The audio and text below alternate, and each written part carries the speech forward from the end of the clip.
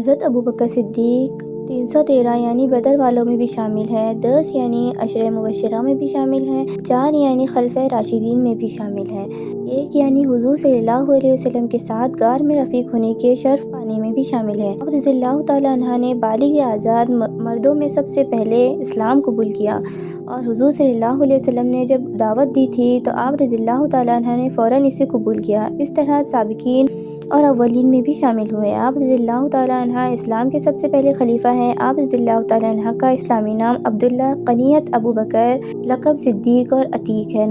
نبی کریم صلی اللہ علیہ وسلم نے جب قریش کو معراج کا واقعہ بتایا تو قریش نے اس کی تکذیب کی، جبکہ ابوبکر صدیق رضی اللہ تعالیٰ عنہ نے تصدیق کی۔ چنانچہ حضور صلی اللہ علیہ وسلم نے آپ رضی اللہ تعالیٰ عنہ کی اس تصدیق کی وجہ سے آپ رضی اللہ تعالیٰ عنہ کو صدیق کا لقب دیا۔ ابن سعد کی روایت ہے کہ جب معراج میں آپ صلی اللہ علیہ وسلم کو آسمانوں کی سیر کرائی گئی تو آپ صلی اللہ علیہ وسلم نے جبرائیل علیہ السلام سے کہا کہ میرے اس سیر کو کوئی تسلیم نہیں کرے گا۔ جبرائیل علیہ السلام نے عرض کیا کہ آپ کی تصدیق ابوبکر رضی اللہ تعالیٰ عنہ کریں گے کیونکہ وہ صدیق ہے۔ نبی کریم صلی اللہ علیہ وسلم نے ابوبکر رضی اللہ تعالیٰ عنہ سے فرمایا تم جہنم سے آزاد ہو گیا۔ تب سے آپ رضی اللہ تعالیٰ عنہ کا لقب عتیق ہو گیا۔ آپ رضی اللہ تعالیٰ عنہ حضور صلی اللہ علیہ وسلم سے تقریباً 2 سال کچھ مہینے چھوٹے تھے۔ آپ رضی اللہ تعالیٰ عنہ کا سارا گھرانہ مسلمان ہو گیا۔ والد ابو قحافہ رضی اللہ تعالیٰ عنہ فتح مکہ کے موقع پر ایمان لے آئے۔ رضی اللہ تعالیٰ عنہ کی شابزادی حضرت عائشہ رضی اللہ تعالیٰ عنہ حضور صلی اللہ علیہ وسلم کے نکاح میں تھی۔ عمرو بن عاص رضی اللہ تعالیٰ عنہ سے روایت ہے کہ رسول اللہ صلی اللہ علیہ وسلم نے انہیں لشکر ذات السلاسل کا امیر مقرر کیا۔ وہ کہتے ہیں تو میں آپ کی خدمت میں حاضر ہوا اور عرض کیا اللہ کے رسول صلی اللہ علیہ وسلم لوگوں میں آپ کو سب سے زیادہ محبوب کون ہے؟ آپ نے فرمایا عائشہ۔ میں نے پوچھا مردوں میں کون ہیں؟ آپ نے فرمایا ان کے باپ۔ عشرہ مبشرہ میں سے 5 آدمی حضرت عثمان بن عفان رضی اللہ تعالیٰ عنہ، زبیر بن عوام رضی اللہ تعالیٰ عنہ، طلحہ بن عبداللہ رضی اللہ تعالیٰ عنہ، سعید بن ابی وقاص رضی اللہ تعالیٰ عنہ اور عبد الرحمن بن عوف رضی اللہ تعالیٰ عنہ۔ آپ رضی اللہ تعالیٰ عنہ کی دعوت میں وہ ترغیب پر اسلام لائے۔ حضرت بلال رضی اللہ تعالیٰ عنہ کو بھی آپ رضی اللہ تعالیٰ عنہ نے ہی خرید کر آزاد کرایا۔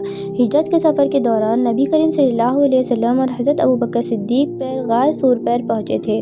حضرت ابوبکر رضی اللہ تعالیٰ عنہ جب غار سور پر پہنچے تو ابوبکر رضی اللہ تعالیٰ عنہ نے آپ صلی اللہ علیہ وسلم کو باہر رکنے کے لیے کہا اور خود غار میں داخل ہو گئے۔ اپنے کپڑے جو خود پہنے ہوئے تھے انہیں ٹکڑے ٹکڑے کیا، غار کو صاف کیا اور جو سوراخ تھے انہیں بند کیا۔ ایک سوراخ رہ گیا تو اس میں اپنے پاؤں کی ایڑی کو رکھ دیا اور سید عالم صلی اللہ علیہ وسلم کی خدمت میں عرض کی کہ حضور اندر تشریف لے آئیں۔ جب رحمت عالم صلی اللہ علیہ وسلم غار میں داخل ہوئے تو ابوبکر صدیق کی گود میں سر مبارک رکھ کر سو گئے۔ ابوبکر رضی اللہ تعالیٰ عنہ جس سوراخ پر ایڑی رکھی تھی اس سوراخ میں سے ایک سانپ نے بار بار کاٹنا شروع کیا، مگر حضرت ابوبکر صدیق رضی اللہ تعالیٰ عنہ نے اس خیال سے پاؤں نہیں ہٹایا کہ رحمت عالم صلی اللہ علیہ وسلم کی نیند خراب نہ ہو اور ان کے آرام میں خلل نہ ہو۔ لیکن جب آنسوؤں کی چند قطرے رسول اللہ صلی اللہ علیہ وسلم کے رخسار پر پڑے تو آپ صلی اللہ علیہ وسلم بیدار ہو گئے اور پوچھا ابو بکر کیا ہوا؟ عرض کیا یا رسول اللہ سانپ نے کاٹ لیا۔ یہ سن کر حضور صلی اللہ علیہ وسلم نے زخم پر اپنا لعاب دہن لگایا، سارا درد دور ہو گیا۔ قرآن کریم کی کئی آیات اور حدیث آپ رضی اللہ تعالیٰ عنہ کے متعلق ہے جن سے آپ رضی اللہ تعالیٰ عنہ کی شان کا اظہار ہوتا ہے۔ رسول اللہ صلی اللہ علیہ وسلم نے فرمایا کوئی شخص بھی ایسا نہیں جس نے ابو بکر بن ابو قحافہ سے زیادہ مجھ پر اپنی جان و مال کے ذریعے احسان کیا ہو۔ حضرت ابو ہریرہ رضی اللہ تعالیٰ عنہ سے روایت ہے کہا رسول اللہ صلی اللہ علیہ وسلم نے دریافت کیا آج تم میں سے کس نے روزہ رکھا ہے؟ حضرت ابو بکر رضی اللہ تعالیٰ عنہ نے کہا میں نے۔ آپ صلی اللہ علیہ وسلم نے فرمایا آج تم میں سے کون جنازے میں شامل ہوا؟ ابو بکر صدیق رضی اللہ تعالیٰ عنہ نے کہا میں۔ آپ صلی اللہ علیہ وسلم نے فرمایا آج تم میں سے کس شخص نے کسی مسکین کو کھانا کھلایا؟ حضرت ابو بکر صدیق رضی اللہ تعالیٰ عنہ نے کہا میں نے۔ آپ نے فرمایا آج تم میں سے کس شخص نے کسی مریض کی عیادت کی ہے؟ حضرت ابوبکر صدیق رضی اللہ تعالیٰ عنہ نے کہا میں نے۔ رسول اللہ صلی اللہ علیہ وسلم نے فرمایا جس کسی آدمی میں سب اوصاف اکٹھے ہوتے ہیں تو وہ جنت میں داخل ہو جاتا ہے۔